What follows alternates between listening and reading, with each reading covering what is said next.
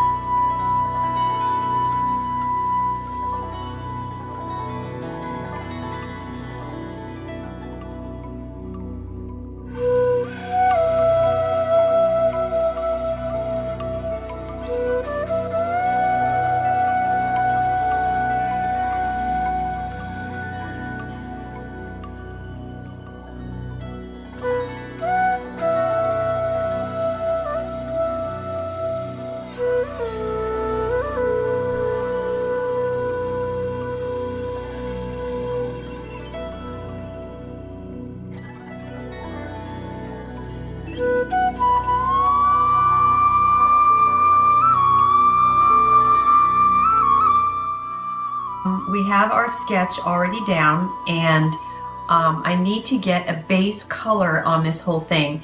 And so this succulent has really pretty shades of turquoise blues, lavender, even some fuchsia pink along the edges of the each petal. So what we're going to start with is a nice mint green color, and I have phthalo blue, phthalo green, and some white. And so I'm going to just go ahead and mix this together, put a little blue in there just to make it a really pretty shade. As you can see, it's definitely coming out very aqua looking. It's exactly what I want. And I think this will probably be enough to do the entire piece. But because I want to be able to see my sketch, I'm going to go ahead and take some water and dip it in this and make this very almost kind of a milk consistency, and just keep mixing that until it's a nice liquidy paint, not thick. And you'll be able to tell as soon as you lay it down. If you don't see your drawing come through it, then you made it too thick. And so as you can see, I can definitely see my sketch coming through. That's exactly what I want. And you can even put it down thin. The water also makes the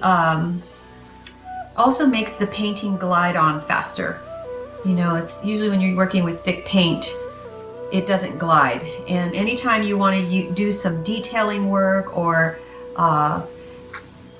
nice straight lines or precise work, water down your paint a little. It will definitely glide on a lot nicer.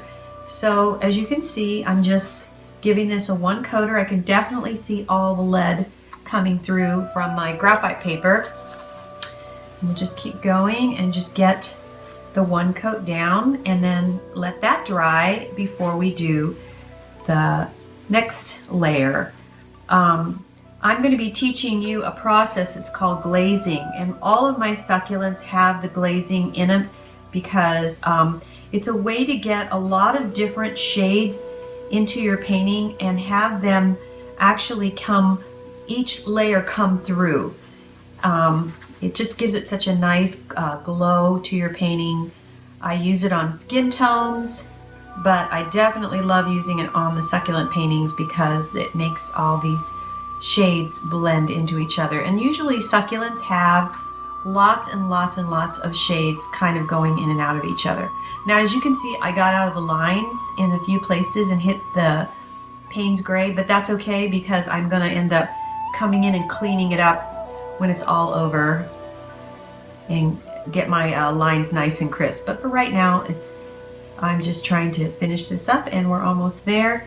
And so here is my background color and I'm ready to set this aside and take that didn't take long, did it? And so this will probably dry in about, I guess, 5 minutes. So go grab yourself a snack, cup of coffee or something, and come on back and we'll go to the next phase.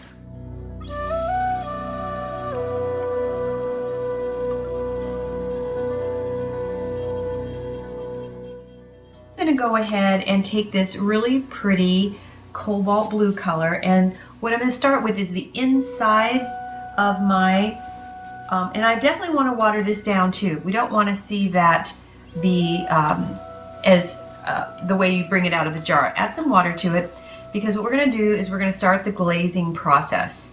And so I'll start with this, let's see, we'll start with about this one right here. And what I'm going to do is hit it along the inside of this, and you can use your finger if you want to. I do, and this is when I use my finger to just sort of blend it into the turquoise blue. Kind of got like finger painting, and that just makes it kind of fade into the next color. And so then I would just go to another one and hit the inside of it, kind of going around the outside of these petals. And the same thing, just take my finger and blend it right in until it just goes right into that turquoise color. Isn't that pretty? I'm going to come back to this one and hit a little bit more. And then you just keep doing the entire painting that way. I'm going to go ahead and do a few more just to show you, and then the rest I'm going to put in fast motion so that you don't have to watch me do this whole thing on real time. So I'm just going to go ahead and keep blending right into the turquoise blue. As you can see, I don't take it to the edge. I just take it somewhere in the middle. You can already see those leaves popping out. And this one right here has a lot of intricate petals in the front of it. So I'll go ahead and show you how it's not that much harder. You're just going to paint on the inside and then take your finger and blend it into that really pretty mint green color. Voila! So I'm going to continue to do the rest of this painting, and I want you to go ahead and be brave and dip right into it, and let's get to where we're just going to work on these petals here. I'm going to leave the outer ones, they're going to be a different color. So I'm going to go ahead and just finish up, and I'll see you when we get to the next phase.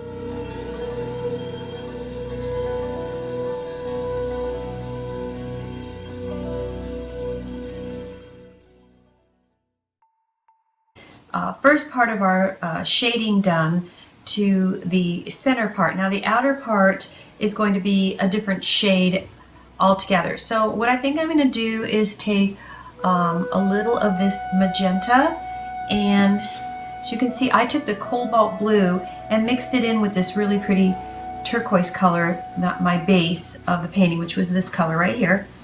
And that's what I used for the shadowing. Now for these other leaves, they're a whole different color altogether. Because I think as succulents grow and expand, their colors on the outsides change, and then the ones on the inside, the newer leaves, which are all in here, they're a different shade. So I'm just going to take a little bit of this magenta, not a lot, because it's very strong. And I'm going to try to make a very pretty purple, a shade of lavender. In fact, I think yeah, there we go. And so I'm going to mix it in with that blue that I already have. And isn't that pretty? It's just a very, very pretty shade of, I want to call it periwinkle blue. So here's what I'm going to do.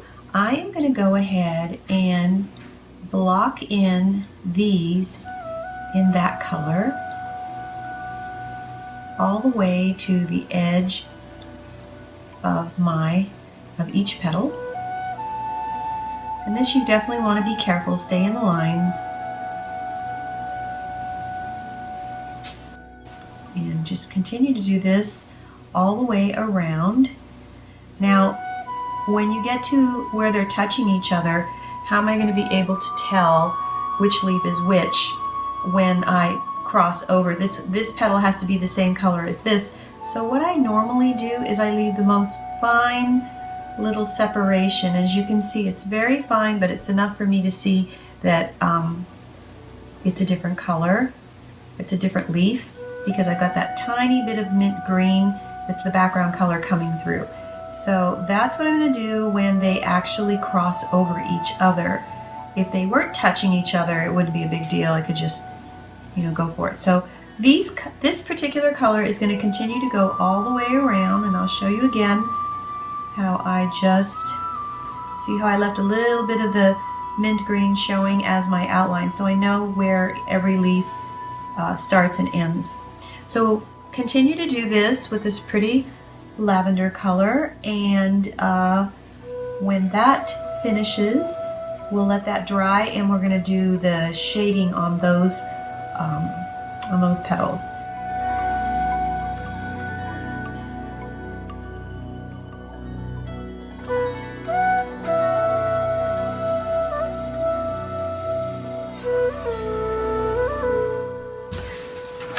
Okay, so the inner leaves are a little bit different, and I always have my diagram to look at.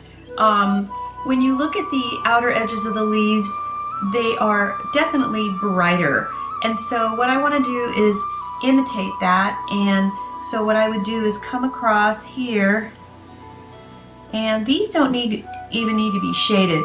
I'm just using a fine paintbrush, and I'm going to go ahead and just sort of see, I'm looking at this one right here, and I just kind of want to wake that up on that petal, which is this one right here.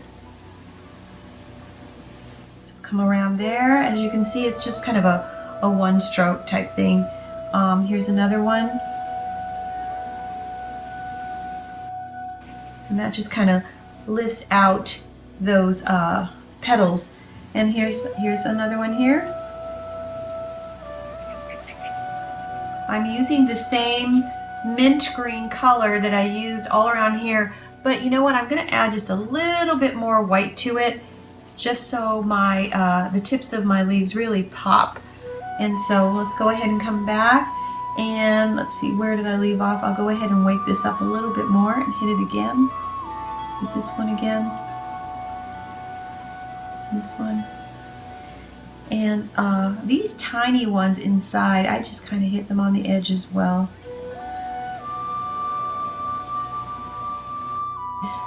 This one right here needs to be woken up right here. Come around here. So I think that's probably good. I think that this one here, what I'm actually going to do now with the same color, and this one won't be blended in, I'm just going to come along and do the edges of the entire rest of the piece, and I mean even these as well. And I'll show you as they get bigger and bigger. See how that really wakes it up? I might fade a few of them just to kind of get rid of those sharp edges, but you don't have to. Kind of gauge it yourself and see, does it look too sharp? You can soften it also if you want to by taking a dry paintbrush and just blending it this way. I think that the blending look definitely looks natural. If you ever look at a succulent, there are no hard edges. Everything is very, very soft and muted, and so I'm going to go ahead and just continue to go around this, hitting it with the white edge. If I feel that I want to blend it in, I'm just going to use this dry brush instead of my finger, because now my finger is just really too thick, and I have enough pretty colors going on that I don't have to worry about blending it so much. So just keep going. And I'll just show you real quick before I go on speedy time. See how nice that blends in? Just use a dry brush. It's just completely dry. There's nothing coming off of it. Actually, when I get to this part right here, which is the purple part, I'm going to be able to get rid of those little mint green, the lines, because I'm going to actually hit that and come over it. And I'm going to use my dry brush to sort of blend it in. It's like putting makeup on. You know, any sharp edges. Just blend it and blend it. That's all I'm looking for on that. If you find that your paint is getting thick and dry, just keep adding water to it. It makes it so much easier to work with, and it will glide a lot better for you. So again, blending with a dry brush, and just continue to do the entire piece this way, and then I'll take you to the next layer that we do.